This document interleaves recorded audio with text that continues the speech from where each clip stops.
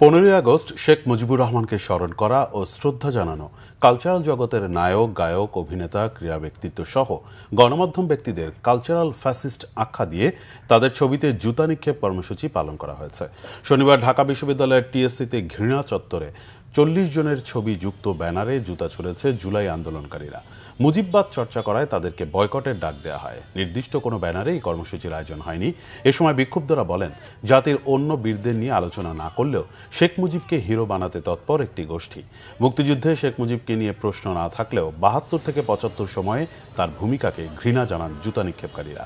বলেন, ভারতীয় দালালরা দেশকে অস্থির করতেই সোশ্যাল মিডিয়ায় মুজিববাদ চর্চা করছে। কালচারালে ফ্যাসিস্টদের কর্মকাণ্ড বন্ধ করার ব্যবস্থা নিতে সরকারকে আহ্বান তাদের। যারা বলবে যে আমরা জুলাইয়ের পক্ষে ছিলাম, কিন্তু এই যে মহান কি বঙ্গবন্ধু বা যাদের যাদের দোষর আছে তাদের পক্ষে আছি, আমরা তাদের স্পষ্ট বার্তা দিতে চাই যে আপনাদের এরকম দ্বিচারিত্ব আমরা চাই না। আপনারা স্পষ্টভাবে বলবেন কাদের পক্ষে। সরকারের কাছে আমাদের চাওয়া হচ্ছে, যারা স্বৈরাচারের দোষর হয়ে উঠবে, যারা স্বৈরাচারের দোষরের পক্ষে কাজ করবে, বিশেষ করে তাদেরকে প্রত্যেকে তাদের কার্যক্রমগুলো যেন নিষিদ্ধ করা হয়। অনতিবিলম্বে এই কালচারাল ফ্যাসিস্টদের টুটি চেপে ধরেন এবং বাকশালী শেখ মুজিববাদের যে দোসর, এই দোসরদের টুটি চেপে ধরেন। অবাঞ্ছিত ঘোষণা করতে হবে, নইলে আবার ছাত্র জনতার রক্ত ঝরবে।